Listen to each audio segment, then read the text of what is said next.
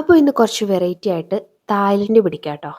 അതായത് തായ്ലൻഡിലെ ഫേമസ് ആയിട്ടുള്ള ഒരു മാംഗോ ഡെസേർട്ടാണ് ഈ മാംഗോ സ്റ്റിക്കി റൈസ്. അപ്പോൾ ഇത് കഴിക്കാൻ നമുക്ക് എന്തായാലും തായ്ലൻഡ് വരെ പോകാൻ പറ്റില്ല. അത് കാരണം നമുക്കത് വീട്ടിലുണ്ടാക്കി കഴിക്കാം. നമുക്ക് ഈസി ആയിട്ട് എങ്ങനെ ഉണ്ടാക്കാൻ നോക്കിയാലോ. അപ്പോൾ അവിടെ അവരത് എന്തോ ജാപ്പനീസ് റൈസൊക്കെ വെച്ചിട്ടാട്ടോ സ്റ്റിക്കി റൈസ് ഉണ്ടാക്കുന്നത്. അപ്പോൾ അത് നമുക്കിവിടെ അവൈലബിൾ അല്ലാത്തതുകൊണ്ട് നമ്മൾ കൈമ റൈസ് വെച്ചാണ് ഉണ്ടാക്കുന്നത്.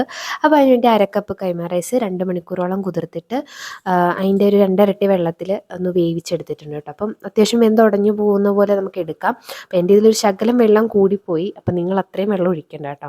അപ്പം നല്ലപോലെ ഒന്ന് വെന്തോട്ടെ. വെന്ത് ഇച്ചിരി സ്റ്റിക്കി ആയിട്ട് തന്നെ വരണം കേട്ടോ. അപ്പോൾ അതിലേക്ക് കുറച്ച് തേങ്ങാപ്പാലും അതുപോലെ തന്നെ കണ്ടൻസ്ഡ് മിൽക്കും കൂടി ഒഴിച്ചു കൊടുക്കാം.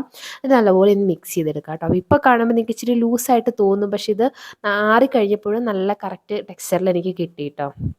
അപ്പോൾ സ്റ്റിക്കി റൈസ് റെഡി ആയി കഴിഞ്ഞു. ഇപ്പം നമുക്കിനി ഉണ്ടാക്കേണ്ട ഇതിലേക്ക് ഒരു വൈറ്റ് സോസാണ് കേട്ടോ. അപ്പോൾ അതിന് വേണ്ടിയിട്ട് ഗ്യാസ് ഓൺ ആക്കുന്നതിന് മുമ്പായിട്ട് അതിലേക്ക് കുറച്ച് തേങ്ങാപ്പാൽ ഒഴിച്ചു കൊടുക്കാം. പിന്നെ 1 ടേബിൾ സ്പൂണോളം കോൺഫ്ലവർ കുറച്ച് വെള്ളത്തിൽ കലക്കി അത് ഒഴിച്ചു കൊടുക്കാം. പിന്നെ മധുരത്തിന് ആവശ്യത്തിന് കണ്ടൻസ്ഡ് മിൽക്കും കൂടി ഒഴിച്ചു കൊടുത്തിട്ട് നല്ലപോലെ ഒന്ന് മിക്സ് ചെയ്തിട്ട് ഗ്യാസ് ഓൺ ആക്കാവുള്ളൂ കേട്ടോ.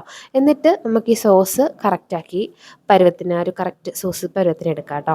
ഇനി വേറെ ഒന്നുമില്ല, പ്ലേറ്റിങ്ങേ ഉള്ളൂ. നമുക്ക് ഇതുപോലെ ഒരു ബൗളിലേക്ക് ഈ സ്റ്റിക്കി റൈസ് വെച്ചിട്ട് ഇതുപോലെ വെച്ച് കൊടുക്കാം. അപ്പം നല്ല കറക്റ്റ് ടെക്സ്ചറിൽ തന്നെ കിട്ടി കേട്ടോ. നല്ല തേങ്ങാപ്പാലിൻ്റെ ടേസ്റ്റ് ഉള്ളതുകൊണ്ട് നല്ല ടേസ്റ്റ് ആയിരിക്കും. പിന്നെ ശ്രദ്ധിക്കേണ്ട കാര്യം, എടുക്കുന്ന മാങ്ങ നമ്മൾ നല്ല മധുരമുള്ളതല്ല നല്ല ടേസ്റ്റുള്ള മാങ്ങ എടുക്കാൻ ശ്രദ്ധിക്കുക. അല്ലെങ്കിൽ നമുക്ക് ഈ ഡിഷിന് അത്രയ്ക്ക് രുചി ഉണ്ടാവില്ല കേട്ടോ. അപ്പോൾ ഇതാ പുറമെ കുറച്ച് എള്ളും കൂടി ഇട്ട് കൊടുത്തു കഴിഞ്ഞാൽ നമ്മുടെ ഡെസേർട്ട് റെഡി ആയിട്ടോ. ഇനിയിപ്പോൾ ആ സോസ് നമ്മൾ ഇതിൻ്റെ മുകളിലേക്ക് ഒഴിച്ചു കൊടുത്തിട്ട് എല്ലാം കൂടി ഒന്ന് മിക്സ് ചെയ്ത് കഴിച്ചാൽ മാത്രം മതി. അപ്പോൾ മാംഗോ എടുക്കുമ്പം നല്ല ടേസ്റ്റുള്ള മാംഗോ എടുക്കാൻ ശ്രദ്ധിക്കുക. മധുരം അതുപോലെ തന്നെ നിങ്ങൾക്ക് ആവശ്യത്തിന് നല്ല മധുരമാണ് വേണ്ടെങ്കിൽ അതുപോലെ ആഡ് ചെയ്ത് കൊടുക്കാൻ ശ്രദ്ധിക്കുക കേട്ടോ. എന്നാൽ മാത്രമേ നമുക്ക് ഡിഷ് അതിൻ്റേതായ രീതിക്ക് ഇഷ്ടപ്പെടുള്ളൂ. അപ്പോൾ അത്രയൊക്കെ ഉള്ളൂ. ഇതുവരെ എന്തായാലും ട്രൈ ചെയ്യാത്തവരൊന്ന് ട്രൈ ചെയ്ത് നോക്കുക. നമുക്ക് ഇപ്പം തായ്ലൻഡ് വരെ പോയി ഇത് കഴിക്കാൻ പറ്റില്ലെങ്കിൽ എന്താ, വീട്ടിലുണ്ടാക്കി കഴിക്കാമല്ലോ അല്ലേ. അപ്പോൾ ഇഷ്ടമായെങ്കിൽ വീഡിയോ ലൈക്ക് ചെയ്യുക, ഫോളോ ചെയ്യുക. വീണ്ടും കാണാം. ബായ്.